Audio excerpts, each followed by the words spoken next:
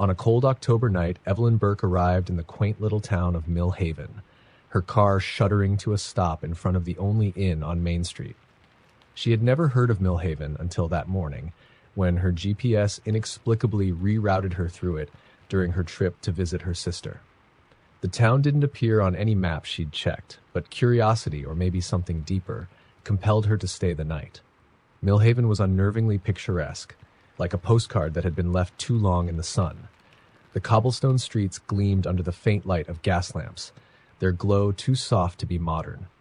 A heavy stillness hung in the air, broken only by the occasional rustle of wind against the skeletal branches of the ancient trees lining the road. Inside the inn, Evelyn was greeted by a woman who introduced herself as Miss Hallow. She had a strange, too-perfect smile and eyes that never quite met Evelyn's. The room Evelyn was given was plain but clean, adorned with lace curtains and old-fashioned furnishings. A peculiar painting hung above the bed, a serene field of wildflowers that seemed incongruously vivid compared to the rest of the muted decor. The feeling of being watched crept over Evelyn as she unpacked, though she dismissed it as travel fatigue. Still, she locked the door before she turned in, the sound of the bolt echoing in the unnerving silence of the building. The first scream woke her around midnight. Evelyn shot upright, heart pounding, straining to hear more through the oppressive quiet. She waited, clutching the blanket, but nothing followed. Convinced it was a bad dream, she lay back down. Sleep, however, remained elusive. The second scream came closer, sharper. It tore through the quiet with such ferocity that Evelyn stumbled out of bed, adrenaline coursing through her veins. She hesitated at the door, ear pressed against the cold wood. The hallway beyond was silent. Gathering her courage, Evelyn cracked open the door and peered out. The corridor stretched before her, dimly lit by sconces that flickered as if in a breeze she couldn't feel. The air smelled faintly metallic, and Evelyn thought she saw a shadow flicker at the far end before it disappeared into darkness. She stepped into the hallway, each creak of the floorboards beneath her bare feet loud in the stillness. The scream had sounded like it came from downstairs. As she descended, the metallic scent grew stronger, mingling with the faint tang of decay. The lobby was empty, the front desk unattended. The only sound was the faint ticking of a grandfather clock in the corner. Then she saw it, the streak of red leading to a partially open door behind the desk. Her breath caught in her throat. She approached the door, her hand trembling as she pushed it open. The room beyond was dim, lit only by a single bulb swinging from the ceiling. At first, Evelyn thought it was empty, but then she saw the source of the smell, a pool of dark, viscous liquid spreading from beneath an overturned chair. A figure lay crumpled in the corner, their face turned away. Evelyn took a step back, the urge to run battling with her need to know what had happened. Before she could act, the sound of soft, deliberate footsteps echoed from the lobby. Evelyn froze, her pulse roaring in her ears. She turned to see a man standing there, his face obscured by the shadows. He wore a wide-brimmed hat and a coat that seemed to swallow him in darkness. "Lost, are we?" His voice was gravely, and something about it made her skin crawl. Evelyn's voice faltered. "I heard something. Is everything okay?" The man didn't respond. Instead, he tilted his head, studying her like a predator sizing up prey. Panic clawed at her, and Evelyn stepped back into the room, her eyes darting for an escape route. The man took a step forward and then another, until he stood just inside the doorway. "You shouldn't have come here," he said, almost regretfully. "Mill Haven doesn't take kindly to strangers." Before Evelyn could react, the door slammed shut, plunging her into darkness. She fumbled for the light switch, but the bulb had gone out. The air grew suffocating, the scent of blood and rot overpowering. And then she heard it, a low, guttural growl that didn't belong to anything human. Evelyn turned and ran, her hands outstretched as she stumbled blindly through the dark. She collided with a wall, then another, disoriented by the space that seemed to twist and shift around her. The growling grew louder, accompanied by the sound of claws scraping against the floor. Her hand finally found a doorknob, and she wrenched it open, spilling into the lobby. The man in the hat was gone, but the air was charged with a palpable sense of wrongness. Evelyn didn't stop to question it. She bolted for the front door, her bare feet slapping against the floor. The streets outside were empty, but the houses lining them were alive with movement. Curtains twitched as shadowy figures peered out, their faces obscured. The gas lamps flickered erratically, casting distorted shadows that danced and writhed like living things. Evelyn ran, her breath coming in ragged gasps. She didn't know where she was going. She only knew she had to get away. But no matter how far she ran, the town seemed to stretch endlessly before her, the streets looping back on themselves in an impossible labyrinth. Desperation took hold, and Evelyn ducked into an alley, pressing herself against the cold brick wall. The growling had returned, closer now. She held her breath, her heart hammering as the shadows at the alley's entrance lengthened and shifted. A figure emerged, but it wasn't the man from the inn. It was something else entirely. Its limbs too long, its movements jerky and unnatural, its head twisted at an impossible angle as it sniffed the air, and Evelyn realized with mounting horror that it was tracking her scent. Before she could scream, the creature lunged. Evelyn darted to the side, narrowly avoiding its claws as they scraped against the wall. She ran deeper into the alley, her path lit only by the faint glow of the flickering lamps. Her escape ended abruptly at a dead end. She turned, her back against the wall as the creature advanced. Its eyes glowed faintly in the darkness, and its mouth stretched into a grotesque grin. "Please," Evelyn whispered, though she knew there was no one to hear her. The creature lunged, and Evelyn braced for the end. But instead of claws, she felt a cold, suffocating embrace. The world around her blurred, the alley dissolving into darkness. When Evelyn woke, she was back in her room at the inn. The sun streamed through the lace curtains, and the painting above the bed seemed brighter than before. For a brief, blissful moment, she thought it had all been a nightmare. Then she saw the scratches on her arms, the faint smear of blood on the hem of her nightgown. A knock at the door made her jump. She opened it to find Miss Hallow smiling up at her, holding a tray of breakfast. "Good morning, dear," she said, her voice syrupy sweet. "Did you sleep well?" Evelyn stared at her, unable to speak. Miss Hallow's eyes flicked to the scratches on Evelyn's arms, and for a split second, her smile faltered. But then it was back, wider than before. "You'll get used to it," Miss Hallow said, her tone strangely matter-of-fact. "Everyone does." Before Evelyn could respond, Miss Hallow placed the tray on the nightstand and left, humming a tune that sent shivers down Evelyn's spine. Evelyn rushed to the window, her hands trembling as she pulled back the curtain. The town was bustling with activity, shopkeepers arranging their displays, children playing in the streets, but something was wrong. Their movements were too synchronized, their smiles too identical. And then Evelyn saw it. In the distance, on the edge of town, a figure stood watching her window. He tipped his wide-brimmed hat and disappeared into the shadows. Evelyn realized with chilling clarity that Millhaven had no intention of letting her leave. Story number 2. The car broke down just as the last sliver of sunlight disappeared behind the dense forest. Emma groaned, slamming the steering wheel. The road stretched in both directions, flanked by towering trees that seemed to close in the deeper the night grew. Her phone showed no signal, and the nearest sign of civilization, a town called Grayson Hollow, was still 5 miles ahead, according to the faded map she'd found in the glove compartment. Grabbing a flashlight and her coat, Emma locked the car and started walking. The air was thick and humid, carrying a faint, sickly sweet smell she couldn't place. Her footsteps echoed unnaturally, and every crunch of gravel underfoot felt too loud, as though the woods were listening. The first mile passed without incident, save for the persistent unease that prickled at her skin. But as she moved further, Emma noticed the forest was changing. The trees grew closer together, their gnarled branches twisting in unnatural shapes. The sweet smell intensified, and a low mist began to curl around her ankles. Emma tried to shake off the growing dread. "It's just your imagination. Keep moving." But then she saw it, something darting between the trees, too fast to be an animal. Her flashlight flickered, its weak beam catching a glint of something pale before it disappeared into the shadows. "Hello," she called, her voice quivering. No response, only the deafening silence of the forest. She quickened her pace, the faint outlines of rooftops just visible through the mist. Relief surged as she reached a clearing, revealing a cluster of buildings. Grayson Hollow was unsettlingly still. No streetlights illuminated the narrow cobblestone streets. The houses were old and decaying, their windows like dark, empty sockets. Emma approached the nearest building, a general store with its door ajar. Hello? My car broke down. Is anyone here? The interior was coated in dust, the shelves stocked with canned goods, decades out of date. A strange symbol was carved into the wooden counter, a circle with jagged lines radiating outward. She reached out to touch it when a loud crash came from deeper inside the store.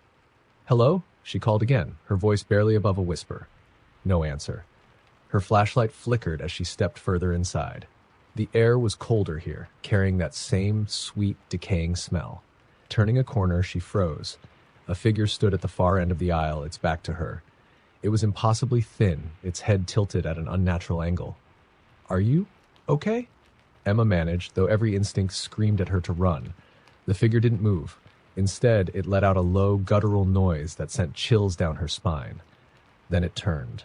Emma stumbled back, dropping the flashlight. Its face, if it could be called that, was a featureless expanse of pale flesh, save for a gaping hole where a mouth should have been. A wet, choking sound emanated from the hole as the creature began to move toward her, its jerky, unnatural gait closing the distance too quickly. She bolted, knocking over shelves in her desperate flight. Behind her, the creature's movements were punctuated by the sound of claws scraping against the floor. She burst out of the store and into the street, heart pounding. The town was alive now, more figures emerging from the shadows, each more grotesque than the last. Some crawled on all fours, their limbs twisted and elongated. Others stumbled like puppets with broken strings. All moved toward her. Emma ran, her legs burning as she darted between the buildings. Every window she passed was filled with staring eyes, too large and unblinking.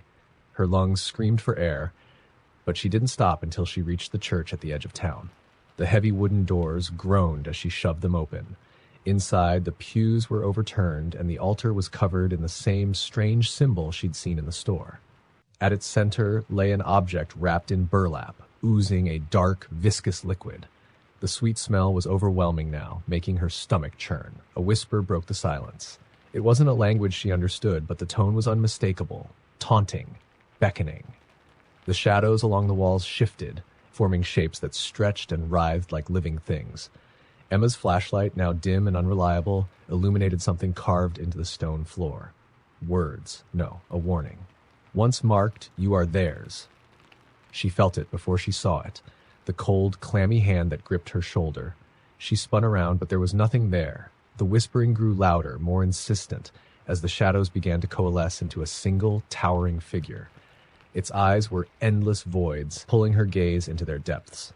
"Leave me alone!" she screamed, backing into the altar. The figure stepped closer, and with each step, the ground beneath her feet seemed to tremble.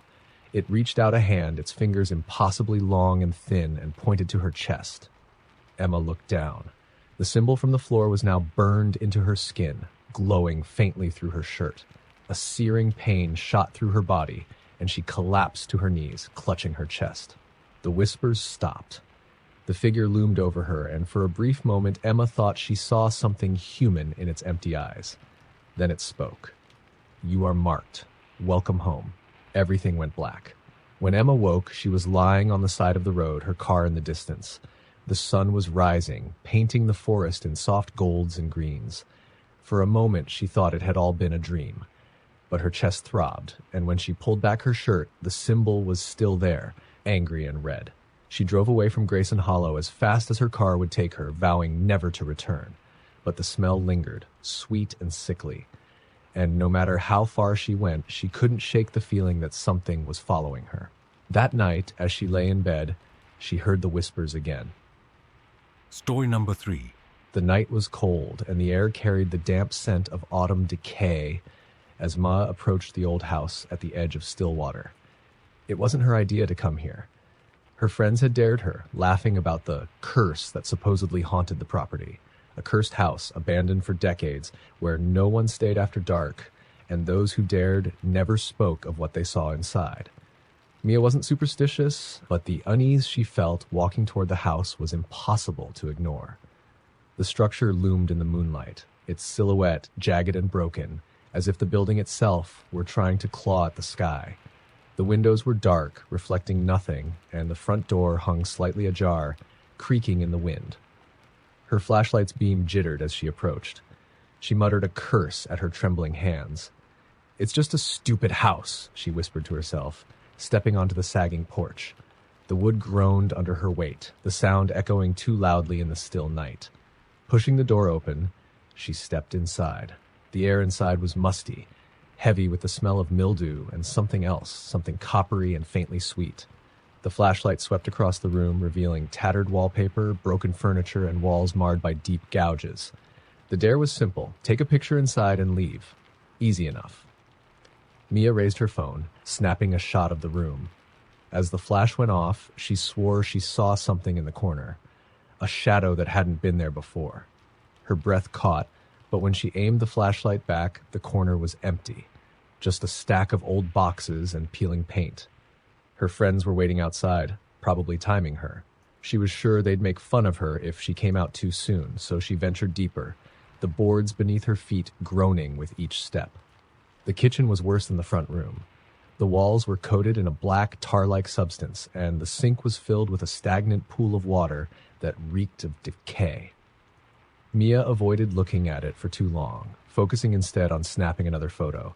The flash illuminated something strange, what looked like handprints smeared on the ceiling. Her skin prickled, and she backed away, turning to head back to the front door. But as she stepped into the hallway, a low, rhythmic creaking reached her ears. It came from upstairs, like the sound of an old rocking chair swaying back and forth. Mia froze, her heart pounding. It's just the wind, or the house settling. Old houses make noises. She repeated the thought like a mantra, but her legs didn't move. The creaking stopped. The silence was worse. Then, faintly, she heard it.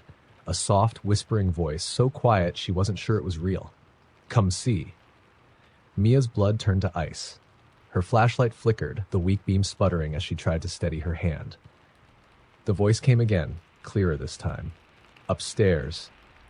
She didn't want to go. Every part of her screamed to run, to leave the house and never look back, but something about the voice pulled at her, compelling her forward. Her feet moved on their own, carrying her to the staircase. The steps groaned louder than the floorboards, the sound almost like a warning. The second floor was colder, the air sharp and biting. At the end of the hall, a door stood ajar, its surface warped and splintered. The flashlight flickered again as she approached, the shadows dancing unnaturally across the walls. Pushing the door open, Mia stepped inside. The room was bare except for a rocking chair in the center, its wood worn and splintered. It was still swaying as though someone had just risen from it. On the far wall, words were scrawled in red, too dark and sticky to be paint. We're waiting. The whispering began again, louder now, surrounding her. Shadows gathered in the corners of the room, twisting and writhing like living things. The rocking chair stilled and the room plunged into silence. And then she saw them. Eyes. Dozens of them, glinting in the darkness, staring at her from every corner. They blinked in unison, and the shadows began to move, crawling toward her with an unnatural, jerking motion. Mia stumbled back, dropping her flashlight. The beam rolled across the floor, illuminating fleeting glimpses of skeletal hands and gaping mouths filled with rows of jagged teeth. The whispers grew into a cacophony, each voice overlapping the next in a language she didn't understand. She turned and ran, her breath coming in ragged gasps as she stumbled down the hallway. The stairs seemed longer than before, the bottom stretching farther away with each step she took. The whispers followed, joined now by the sound of something heavy dragging itself across the floor. By the time Mia reached the front door, her legs felt like lead. She yanked it open, stumbling onto the porch and slamming the door behind her. The air outside was sharp and cold, but it felt like freedom. She ran down the driveway, her heart pounding in her chest. Her friends were waiting by the car, their laughter dying when they saw her pale face and trembling hands. What happened? One of them asked, but Mia couldn't speak. She turned to look back at the house, expecting it to loom in the darkness. But it wasn't there. The driveway ended in an overgrown field, empty and silent. Her friends tried to laugh it off, saying she must have gone to the wrong house. But Mia knew the truth. She could still feel the cold air on her skin, still hear the whispers in her ears. And when she checked her phone later that night, she found the pictures she'd taken, each one showing the same thing. A shadowy figure standing just behind her. Story number 4. The storm was relentless, the rain hammering against the windshield as Daniel drove down the narrow, winding road. His GPS had died an hour ago, and his phone had no signal. He was hopelessly lost in the back roads of rural Montana, and the darkness pressing in from the dense woods on either side of the road made everything worse. His headlights illuminated a sign ahead, its paint peeling and faded. "Welcome to Pine Hollow, population 78. Daniel frowned. He didn't remember seeing Pine Hollow on any map, but he had no choice. The gas gauge was hovering on empty, and the storm showed no sign of letting up. Maybe someone in town could help him get back on track, or at least point him toward a gas station. The road curved, and the town came into view, nestled in a valley surrounded by dense forest. It was small, the kind of place where everyone probably knew everyone else. The houses were old and weathered, their windows glowing faintly with a warm, yellow light. The main street was deserted, save for a single diner with a flickering neon sign that read, Mel's Diner. Daniel parked in front of the diner and jogged through the rain to the door. Inside, it was warm and quiet, with a faint smell of coffee and grease lingering in the air. A middle-aged waitress with a beehive hairdo and tired eyes looked up from behind the counter, her smile thin and forced. "Traveling through?" she asked as he sat down at the counter. "Yeah," Daniel said, shaking the rain off his jacket. "Got lost and ran out of service. Is there a gas station around here?" Her smile faltered for a moment. "Not in Pine Hollow. Closest one's about 30 miles back the way you came." Daniel groaned. "Great, guess I'm stuck here for the night." The waitress glanced at the clock on the wall. It was nearly midnight. "There's an inn down the road. Might have a room for you." "Thanks," Daniel said, though something about her tone unsettled him. It was like she was holding something back. "Is it always this quiet around here?"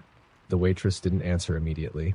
She wiped a coffee cup with a rag, her eyes fixed on the counter. "Best to keep to yourself while you're here," she said finally, her voice low. "Pine Hollow doesn't take well to strangers." Before Daniel could ask what she meant, the bell above the diner door jingled. A man walked in, tall and broad-shouldered, his face shadowed under a wide-brimmed hat. The waitress stiffened immediately, her hand gripping the coffee pot so tightly her knuckles turned white. The man didn't speak. He just stood there, his head turning slowly toward Daniel. His face was pale, almost waxy, and his eyes were too bright like polished glass. A chill ran down Daniel's spine. "I'll take my check," Daniel said, suddenly eager to leave. The waitress scribbled something on a pad and handed it to him without a word. Her hands were trembling. Daniel paid and left quickly, the man's unblinking stare following him out the door. The rain had eased to a drizzle as Daniel drove down the road to the inn. It was an old two-story building with peeling paint and a sagging porch. A single light burned in one of the windows. Inside, the lobby was small and cramped, with outdated furniture and the faint smell of mildew. An elderly woman sat behind the desk, knitting something with black yarn. "Need a room," Daniel said. The woman looked up, her milky eyes scanning him. "Room 3, she said, handing him a key without asking for payment.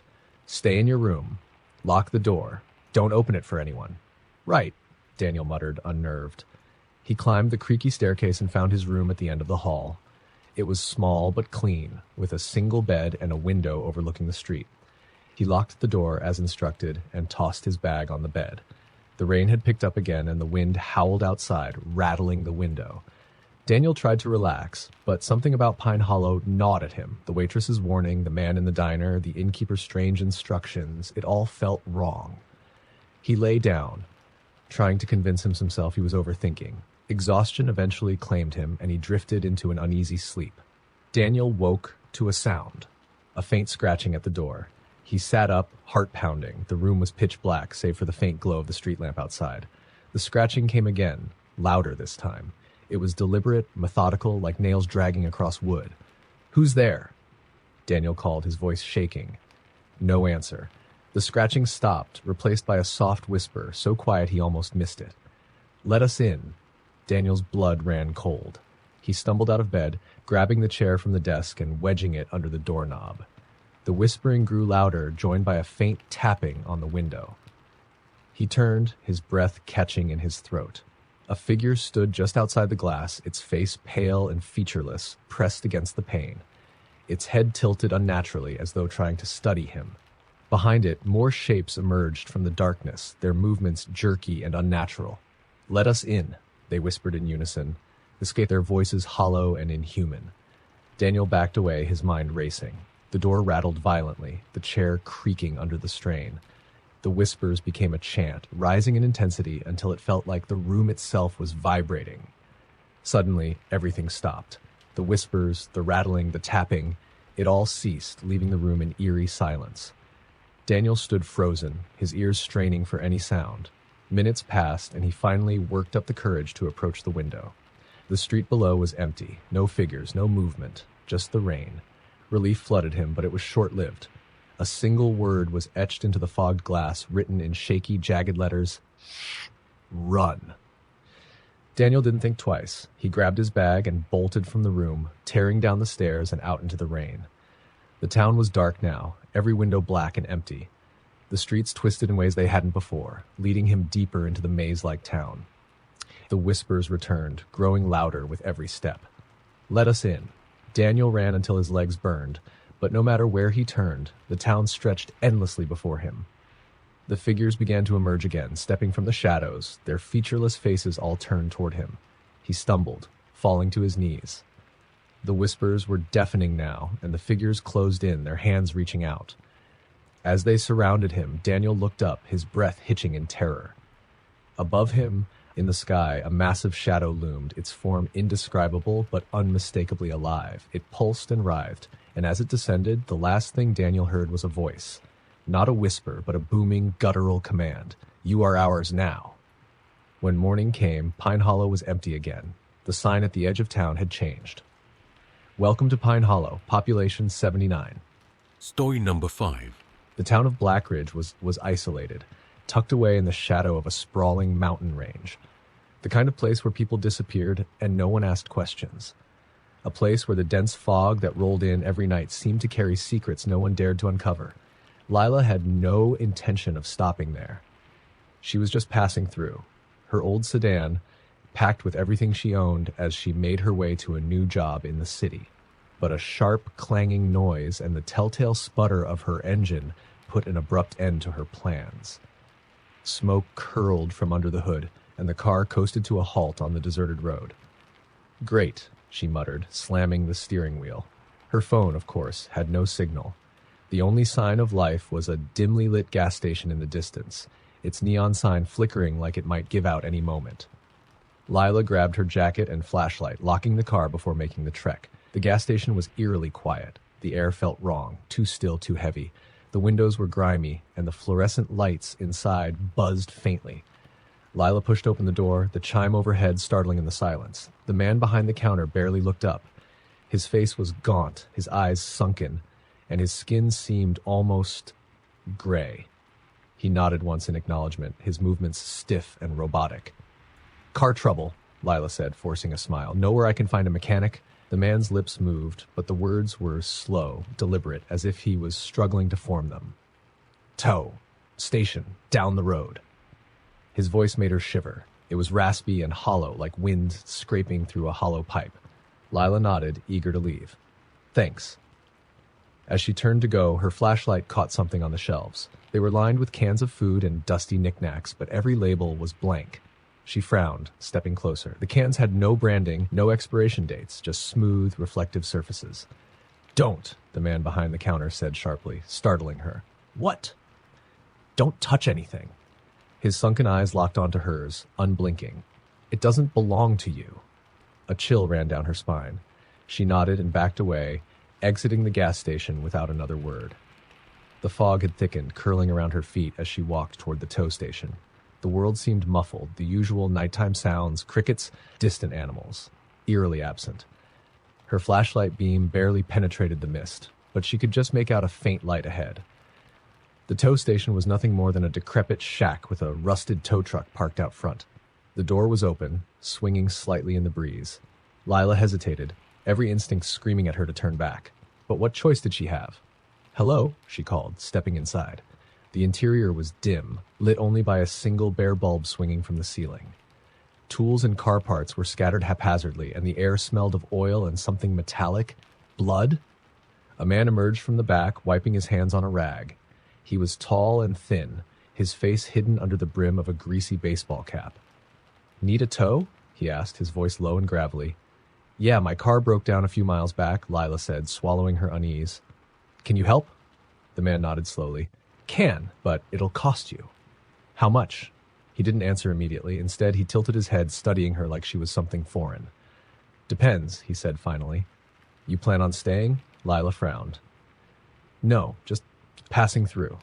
The man smiled, but it didn't reach his eyes. Good. He walked past her, grabbing a set of keys from the wall. Stay here. I'll get your car. Lila started to protest, but the man had already gone, the door slamming shut behind him. She was alone in the strange, suffocating quiet of the shack. Minutes passed, then an hour.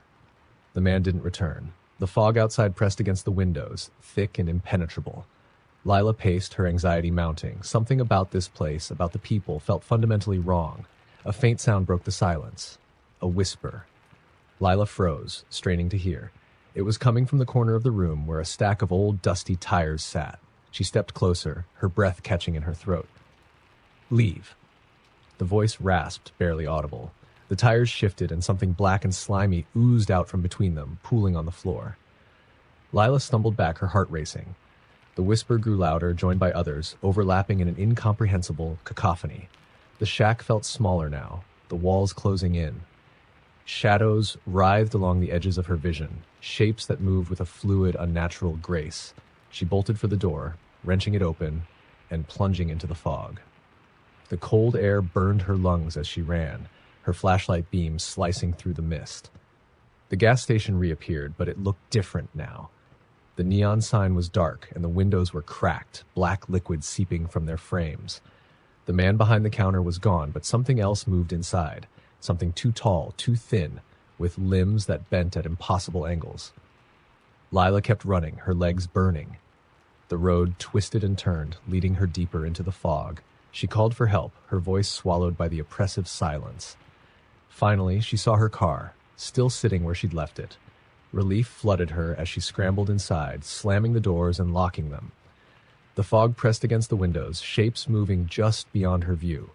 Hands, hundreds of them, pale and skeletal, slid down the glass, leaving smears of black ichor.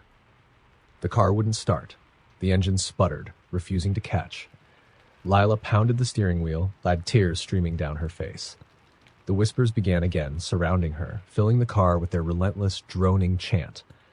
And then she saw it. A figure stood in the middle of the road, its face blank and featureless. It raised one hand, pointing directly at her. The engine roared to life. Lila didn't think, she just floored the gas, the car lurching forward. The figure didn't move, and for a brief, horrifying moment, she thought she'd hit it. But the road ahead was empty. She didn't stop driving until the fog lifted, and the first rays of dawn broke through the trees. When she reached the next town, Lila pulled into a diner parking lot and collapsed in the driver's seat, her body shaking with sobs.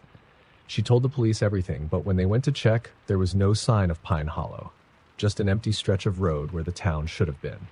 Weeks later, Lila's car began leaking a strange black liquid. No mechanic could explain it. And every night, when the fog rolled in, she swore she could hear the whispers again. Leave. Story number 6. The last train of the night rattled through the countryside, its dimly lit compartments mostly empty. Maria sat alone near the back, her tired reflections staring back at her from the darkened window. She was heading home from a late shift, her body aching and her mind foggy with exhaustion. The train's rhythmic clatter was soothing at first, a lullaby of motion and sound. But as they moved farther from the city, the scenery outside grew darker. The lights in the small towns they passed became sparse until only the shadows of trees and empty fields remained.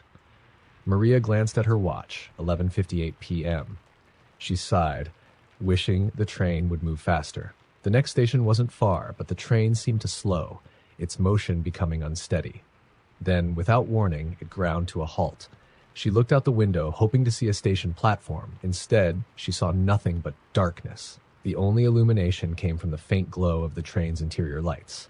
The PA system crackled. "Attention, passengers," came the conductor's voice, distorted and faint. "We are experiencing a delay. Please remain seated." Maria frowned. She stood and peeked down the aisle. A handful of other passengers sat scattered throughout the car, all looking just as confused. A man in a suit glanced at his watch. A teenager with headphones glanced up briefly before returning to their phone. No one seemed overly concerned. Maria sat back down and pulled out her phone. No signal. Typical, she thought, rolling her eyes. Minutes passed. The train didn't move. The air inside the car grew heavier, the lights flickering faintly. A low hum vibrated through the floor, almost imperceptible, like the train was alive and restless. Then Maria noticed something strange. The darkened window across from her wasn't reflecting her face anymore. Instead, it showed the train car, but empty. She blinked and turned her head, glancing at the other passengers. They were still there, weren't they? She looked back at the window. Empty. Her pulse quickened as she tried to rationalize it. Maybe it was a trick of the light, or her overtired mind playing tricks. The flickering lights dimmed further, casting the car in shadows. A sharp knock came from the window beside her, startling her so badly she nearly screamed. Turning slowly, Maria saw a face pressed against the glass, a pale, expressionless face with hollow, black eyes and a mouth that seemed far too wide. It didn't belong to any of the passengers. It didn't belong to anyone human. The face was gone in an instant, leaving behind a faint smudge on the glass. Maria's heart pounded in her chest. She looked around frantically, but no one else seemed to notice. The man in the suit was staring blankly ahead, his hand frozen mid-motion if he'd been about to check his watch. The teenager's phone was still glowing, but they weren't moving either. Everyone was still, too still, like mannequins posed in a diorama. "Hello?" Maria called, her voice shaking. "Can anyone hear me?" No response. The train lights flickered again, plunging the car into near darkness. When they came back on, the other passengers were gone. Maria's breath hitched. She stood, clutching the back of the seat for support. The hum beneath her feet grew louder, a low, droning vibration that seemed to pulse in time with her racing heartbeat. "Is anyone here?" she shouted, her voice echoing unnaturally in the empty car. The train jerked suddenly, throwing her off balance. She grabbed the seat to steady herself, her eyes darting to the window. Outside, the darkness seemed alive, shifting and writhing like a living thing. Shapes moved just beyond the glass, their outlines indistinct but unmistakably wrong. The car doors at the far end hissed open. Maria froze, her eyes fixed on the dark corridor beyond. Footsteps echoed, slow and deliberate, growing louder with each step. "Who's there?" she called, her voice trembling. No answer. The footsteps stopped just outside her car. The door slid open and a figure stepped inside. It wasn't human. Its body was elongated and skeletal, its arms too long and its fingers ending in sharp black tips. Its head was featureless, save for a single gaping mouth filled with jagged teeth that seemed to stretch endlessly. The thing tilted its head as if studying her, its movements jerky and unnatural. Maria backed away, her mind screaming at her to run, but her legs refused to move. The creature took a step forward, its clawed hand reaching out. A guttural, clicking sound emanated from its throat, a noise that made Maria's skin crawl. She stumbled backward, tripping over a bag and landing hard on the floor. The flashlight she kept in her purse spilled out, rolling toward the creature. As it reached for her, she grabbed the flashlight and switched it on, aiming the beam directly at it. The creature recoiled with an ear-piercing screech, its body contorting violently. The light seemed to hurt it, and it retreated, melting back into the shadows. Maria didn't wait to see what would happen next. She scrambled to her feet and ran toward the front of the train, her flashlight clutched tightly in her hand. Car after car was empty, the seats deserted, the air growing colder with each step. The darkness outside pressed against the windows, and the low hum grew louder, resonating in her chest. Finally, she reached the conductor's car. She slammed the door open, expecting to find the conductor. But the cabin was empty. The controls blinked erratically, the gauges spinning wildly as if the train was no longer under anyone's control. The PA crackled again. "This is the end of the line," the distorted voice said, followed by static. The train lurched violently, throwing Maria against the wall. The headlights illuminated something ahead, a massive gaping void that seemed to consume the tracks, the world, everything. Maria screamed as the train hurtled into the darkness. When the first train of the morning arrived at the station, the staff found an empty car parked silently on the tracks. No passengers, no conductor, just a single flashlight lying on the floor, its beam flickering weakly in the pale dawn light. Story number 7. The small, sleepy town of Coldhaven had always seemed a little too quiet, like it was holding its breath. Tucked deep in the Appalachian Mountains, it was the kind of place that outsiders rarely stumbled upon. But when Rachel, a photojournalist, found an old newspaper clipping about the town's infamous missing week from the 1950s, where the entire population reportedly vanished and reappeared without explanation, she knew she had to investigate. She arrived on a gray October afternoon, the sky heavy with the promise of rain. Coldhaven looked like a place forgotten by time. Weathered houses with sagging porches, a main street lined with shuttered shops, and a church with a crumbling steeple. The only sign of life was an old man sweeping leaves off the diner's front steps. Rachel parked her car and approached him, her camera slung over her shoulder. "Excuse me," she said. "I'm looking into the town's history. Do you know anything about the missing week?" The man froze, his broom hovering mid-sweep. Slowly, he turned to face her, his eyes cloudy and far away. "Some things are best left buried, miss," he said, his voice barely above a whisper. Before she could press him further, he shuffled back into the diner, locking the door behind him. Rachel sighed and turned toward the town square, determined to find someone else to talk to. But as she walked, she noticed something strange. The streets were completely deserted. No cars, no pedestrians, not even the distant hum of life that towns usually had. The silence was oppressive, broken only by the rustle of leaves in the wind. She stopped in front of the church, its heavy oak doors slightly ajar. Inside, the air was thick with the smell of mildew and something coppery. The pews were empty, but the altar held a strange object. A black, ornate box covered in intricate carvings that seemed to shift when she looked at them. Rachel felt an inexplicable pull toward the box. She hesitated, her instincts screaming at her to leave, but her curiosity won out. She reached out and touched it. The moment her fingers brushed the surface, a wave of cold shot through her, and the world seemed to tilt. The light streaming through the stained glass windows dimmed, and the air grew heavy, almost suffocating. Rachel stumbled back, her heart pounding. The box began to hum, a low, resonant sound that vibrated in her bones. Shadows pooled around it, coalescing into a figure that loomed over the altar. It had no discernible features, just a void where a face should be, and long, spindly limbs that moved unnaturally. "You shouldn't have come," it whispered, its voice echoing in her mind, rather than the room. "They belong to me now." Rachel turned and ran, her footsteps echoing in the empty church. She burst out into the street, expecting daylight, but found herself surrounded by darkness. The sky was black, the stars obscured by a thick, swirling mist. The buildings were distorted, their shapes warping as if seen through a funhouse mirror. The town wasn't empty anymore. Figures stood in the shadows, dozens of them, their eyes glowing faintly in the darkness. They didn't move, didn't speak. They just watched her, their heads tilting in unison like a flock of predatory birds. Rachel's breath came in short, panic gasps. She fumbled for her phone, but the screen was static, the buttons unresponsive. Her camera hung uselessly at her side. "Help!" she screamed, but her voice was swallowed by the void. The figures began to move, their steps slow and deliberate, closing the distance between them. Rachel turned and ran, her boots pounding against the cracked pavement. She darted down an alley, her chest burning as she searched for an escape.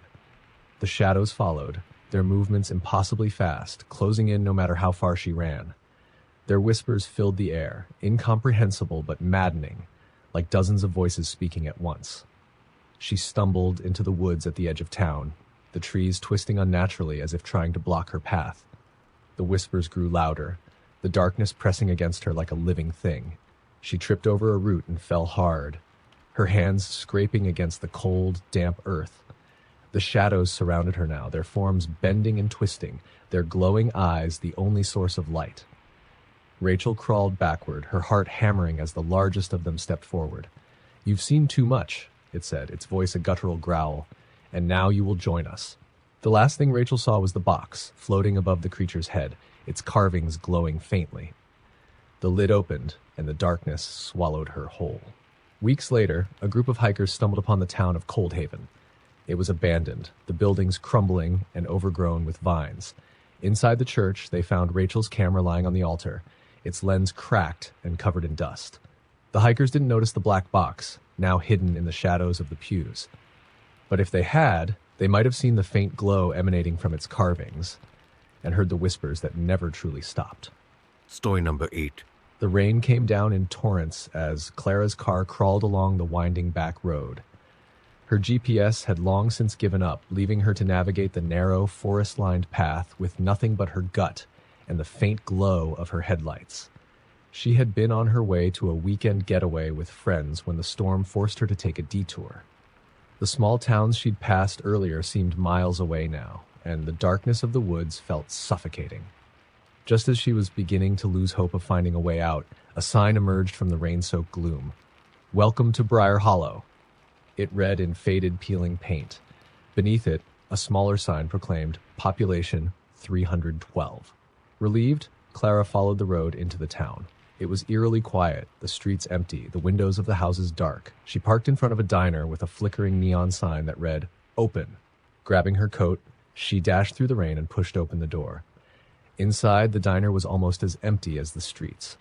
A single waitress stood behind the counter, her back turned. She was tall and thin, her uniform pristine and old-fashioned, like something out of the 1950s. The air smelled of coffee and something metallic that Clara couldn't place. "Hi," Clara called, shaking the rain from her coat. "Is there a phone I can use? My car." The waitress turned slowly, her movements stiff. Her face was pale, her features sharp but emotionless. Her eyes, though, were the strangest part. They were too bright, almost luminescent, and seemed to pierce right through Clara. "You shouldn't be here," the waitress said in a flat, mechanical tone. Clara frowned. "I didn't mean to intrude. My GPS stopped working, and..." The waitress didn't respond. Instead, she raised one hand and pointed toward the back of the diner. "Leave," she said, "while you still can." A chill ran down Clara's spine. "What? Why?" The waitress didn't answer. Her hand remained raised, her glowing eyes unblinking. Clara backed toward the door, her instincts screaming at her to listen. As she reached for the handle, the lights in the diner flickered, and the metallic smell grew stronger. Outside, the rain had slowed to a drizzle, but the town looked different. The streets were shrouded in mist, and the houses seemed older, more decrepit. The neon sign on the diner flickered out entirely, leaving Clara in near total darkness. She ran back to her car, her shoes splashing in the puddles, but when she reached it, she froze. Her car wasn't there. The spot where she had parked was empty, the ground dry as if it had never been there at all. "Looking for something?" Clara spun around. A man stood behind her, dressed in a dark suit that was soaked through, despite the lack of rain. His face was gaunt, his eyes sunken and hollow. "My car," Clara said, her voice trembling. "It was just here." The man smiled, but it wasn't a comforting smile. It was cold and sharp, like the edge of a knife. "Things have a way of disappearing in Briar Hollow. I just need to leave," she said, backing away. "Can you tell me how to get to the highway?" "There is no highway," the man replied. "Not anymore." Clara's blood ran cold. She turned and bolted down the street, her heart pounding in her chest. The fog thickened, swallowing the town around her. She ran blindly, the sound of her own footsteps echoing in the eerie silence. The houses seemed to close in, their windows dark and empty. But as she passed one, she caught a glimpse of movement inside. A figure stood in the window, watching her. Its face was obscured, but its eyes glowed faintly, just like the waitress's. Clara didn't stop. She ran until her lungs burned, until the town gave way to open fields. But the fields weren't empty. Dark shapes moved in the distance, their forms indistinct but undeniably human. They turned toward her, their glowing eyes piercing through the mist. She stumbled into a clearing, where a large gnarled tree stood in the center. Its branches twisted unnaturally, and at its base was a circle of stones, each one etched with strange symbols. The metallic smell was overpowering now, and the air felt thick, almost liquid. From the shadows, the townspeople emerged, their faces blank, their eyes glowing. They surrounded her in a perfect circle, their movements synchronized and unnatural. "What do you want?" Clara cried, her voice breaking. The man from the street stepped forward, his smile wider now, revealing teeth that were too sharp. "You're here, aren't you?" he said. "That's all we need." Clara tried to run, but her legs wouldn't move. The fog thickened, pressing against her like a living thing. The last thing she saw was the circle of stones glowing faintly as the tree's twisted branches reached down toward her. Days later, a family passing through the area reported seeing a car parked on the side of the road near a faded sign that read, "Welcome to Briar Hollow." The car was empty, its doors unlocked, the keys still in the ignition. The police searched the town but found no trace of Clara or the 312 residents the sign claimed lived there. The diner, the houses, and the streets were all gone, replaced by an overgrown field with a single, ancient tree standing in the center. At its base, the ground was littered with smooth stones, each one etched with symbols that no one could decipher. And if you listened closely, you could still hear the faint hum of voices on the wind, whispering secrets no one dared to understand. Story number 9. The old orphanage at the edge of the town of Greystone had been abandoned for decades. It loomed on the hill like a forgotten sentinel, its broken windows staring out over the countryside. Locals avoided the place, whispering about how it had been shut down after a fire claimed the lives of its caretakers and several children. They said the building was cursed, a place where the boundary between the living and the dead had grown too thin. For Maya, an amateur urban explorer with a penchant for the eerie, it was irresistible. On a cold autumn evening, Maya parked her car at the bottom of the hill, her flashlight in one hand and her camera in the other. She had read countless stories about the orphanage, about the children's laughter that supposedly echoed through the empty halls, and the mysterious figure of the matron who was sometimes seen at the windows. It was just the sort of adventure her online followers loved. As she climbed the overgrown path, the orphanage loomed larger, its dark silhouette framed by the skeletal branches of the surrounding trees. The air was heavy, carrying the faint scent of something burnt. The front doors were ajar, the wood warped and splintered with age. Maya stepped inside, her flashlight beam cutting through the darkness. The interior was a decaying labyrinth of peeling wallpaper, rotting wood, and shattered furniture. The smell of mildew and ash was overpowering. She turned on her camera and began narrating. "This is the Greystone Orphanage," she whispered, her voice steady despite the unease curling in her stomach. "Abandoned since 1963. Rumors of hauntings, strange sightings. Let's see what we can find." The first floor was uneventful, though the silence was oppressive. Every creak of the floorboards and distant drip of water seemed deafening. But as she climbed the staircase to the second floor, she felt the air grow colder. Her breath misted in front of her, and the faint sound of children giggling drifted through the air. Maya froze, her heart racing. The sound was faint, distant, but unmistakable. She swung her flashlight around, illuminating the long hallway. It was empty, but the giggling continued, growing louder, as though the children were running just ahead of her. "Hello?" she called, her voice shaking. "Is someone here?" No answer. She followed the sound down the hall, her footsteps echoing on the warped floorboards. The laughter led her to a room at the end of the corridor, its door hanging off its hinges. The plaque beside it read, "Shh, Playroom." Maya hesitated. Her instincts screamed at her to turn back, but curiosity and the thrill of discovery propelled her forward. She stepped inside. The room was in better condition than the rest of the orphanage. Toys were scattered across the floor. Stuffed animals, building blocks, a red rubber ball. A small rocking horse sat in the corner, its paint chipped but otherwise intact. Her flashlight flickered, casting strange shadows on the walls. She cursed under her breath and tapped it against her palm. The beam steadied, but the room felt darker, as if the shadows were swallowing the light. The ball in the center of the room rolled toward her. Maya's breath caught. She crouched, her hands trembling as she picked it up. It was warm, as though someone had been holding it moments before. A faint voice whispered behind her, so close she could feel the breath on her neck. "Play with us." She spun around, her flashlight swinging wildly. The room was empty, but the rocking horse began to move, its creaking rhythm steady and deliberate. The temperature plummeted further, and Maya's flashlight flickered again. Her camera, still recording, began to glitch. The screen showed static interspersed with brief, blurry images of children, laughing, crying, their faces pale and eyes hollow. "Enough," a deep, raspy voice boomed, cutting through the air like a knife. The laughter stopped abruptly, the rocking horse stilled. The toys on the floor seemed to shrink away, as if cowering. Maya's flashlight failed completely, plunging her into darkness. Panic clawed at her as she fumbled for her phone, its screen providing only the faintest glow. In the dim light, she saw them, dozens of children standing in the shadows, their heads tilted unnaturally, their hollow eyes fixed on her. In their midst was a tall, skeletal figure dressed in a tattered black dress. the matron. Her face was obscured by a veil, but her presence radiated malice. She raised one bony hand and pointed at Maya. "You don't belong here," the matron hissed. Her voice was a chilling blend of fury and despair. "Leave before I claim you as my own."